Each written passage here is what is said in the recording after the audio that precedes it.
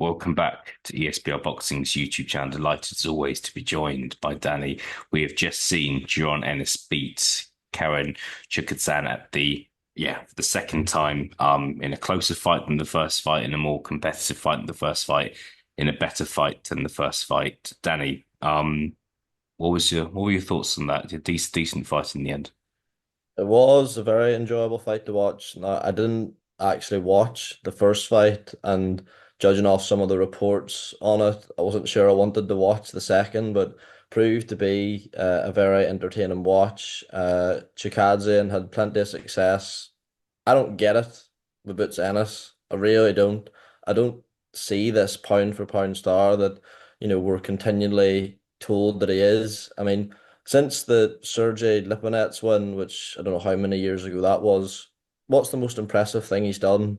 Like, he stopped David Avanesian, let's have it right, a European level fighter whose best days, well behind him, and he could hit loads in that fight, and he could hit even more tonight. The defense is atrocious.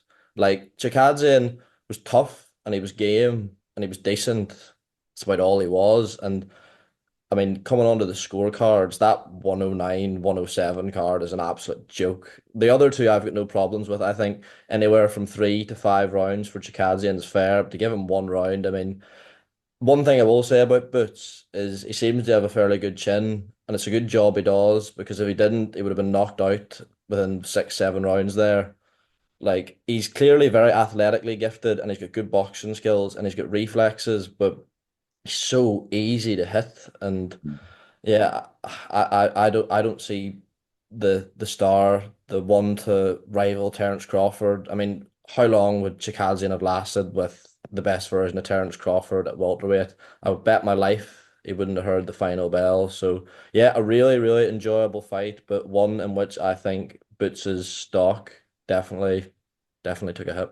Yeah, definitely.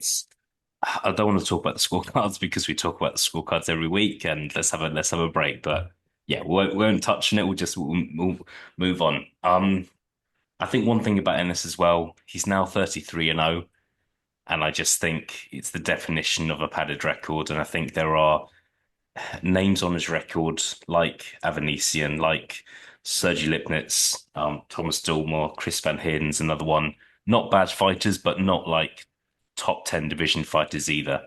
And yeah, I just think it's gone to the point now where he's clearly talented, but if he was as good as some people said he was, would he not be a bit further along by now? Would have had kind of that big fight against Terence Crawford or some other names, which I'm about to mention. I'm just going to fire some names at you, Danny. Want to see your reaction to what was happening in those fights. A theme that we went into this week on kind of our weekly preview show was, does anybody beat JARON Ennis at 147? So I want to ask you, Mario Barrios, strong favourite to become WBC world champion next weekend on the Jake Paul Mike Tyson bill against Abel Ramos. What do you think Ennis would beat Mario Barrios? I do think he would beat Barrios. I think Barrios is he's a good fighter. He's tough. He spent a lot of his career at 140. And I think you have to be a bit of a puncher to beat Ennis. And Mario Barrios, certainly up at welterweight, is not that. So I would favor Ennis to beat him, as much as I've just gone in on him. Yeah. Move move on to the next name, another world champion in the division. Elmatis Stanionis, undefeated Lithuanian, maybe kind of not the biggest name in the division, but a good fighter. Um, what happens in that fight, Danny? That's a close to a 50-50 fight for me. I think Stanionis is an excellent fighter. The only thing is he's been horribly inactive, and obviously was supposed to fight Virgil Ortiz a couple of times. I think that fight was made. He's had a bit of bother with injury. I think he's had some trouble with his promotional situation. So provided you get the best Stanionis, that's a really good fight. He's not a one punch knockout punch. I don't think Boots is a one punch knockout artist either, for the record. And yeah, I think I watched the preview video, and the lads seem to be fairly certain Boots would beat everyone at welterweight. I think Stanionis is a really, really tough fight for him. depending on where it is, I suppose.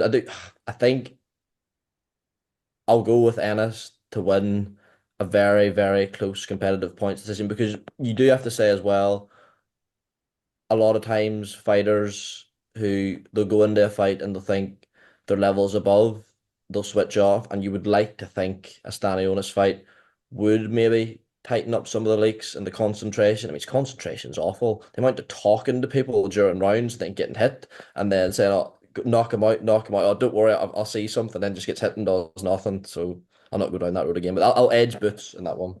Yeah, the corner work tonight I thought was interesting.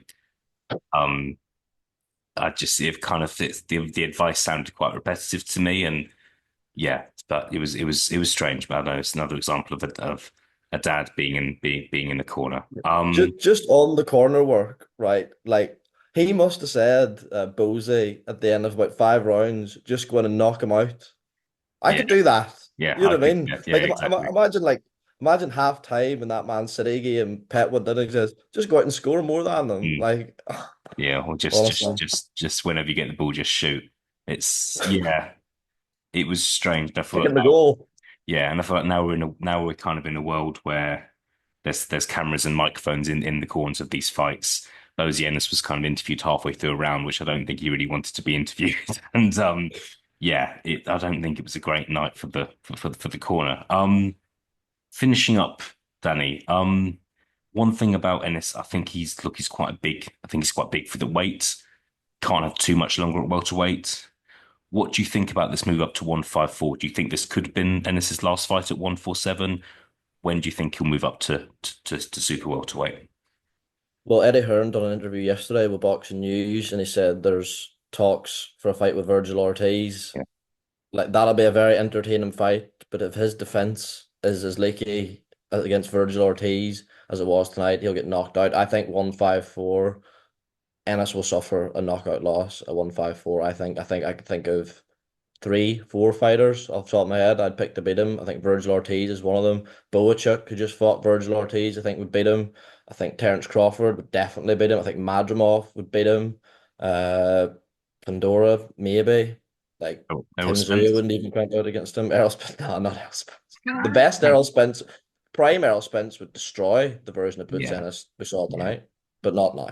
yeah. Well, still waiting to see if Errol Spence is going to fight again, but we're not going to go down that route either. Um, final question for me, Danny. It's late, so I'm going to let you go. Terence Crawford fight. That's a fight people have been talking about for ages. Boxing being boxing, a lot of the time the big fights just don't happen or they happen too late.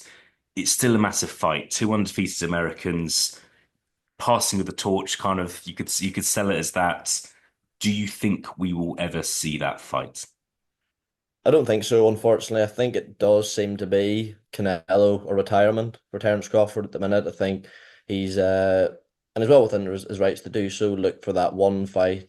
Don't get me wrong, he would have earned very good money for the Errol Spence fight and for the Madrimov fight, but a Riyadh season sponsored fight against Canelo Alvarez, you're talking tens of millions of dollars without a doubt. And I think, at what, 37 is Crawford now, he can't be far away from 38. He hasn't seemed particularly interested in the Boots fight. I saw a quote from like, I understand why Boots is calling for it, but that fight does nothing for me. I'm looking at securing generational wealth, paraphrasing here. Unfortunately, I don't think we will see it because it would be, as you say, a potential past of the torch fight, but I don't think the torch would be passed if it did happen. No, no. We shall see. We'll see what's next for JARON Ennis. Obviously, he's had a fair lip. He's been kind of active. He was in the ring tonight, in the ring not so long ago, early this year. So we'll see what happens. Obviously, there's this rumored February the 2nd Riyadh season date. It sounds like that's going to be an absolutely stacked card. So yeah, make sure you kind of everyone's got got their week Saturday nights free for that one. But we'll see. Not the best performance from JARON Ennis tonight, but an exciting fight. Yeah, against a very tough man in Karen Chukhadzhian. And I'm yeah, really glad I'm not gonna have to say that surname again for a little while. Danny, good to be joined by you as always. I'll speak to you again soon. Thank you. There's mate.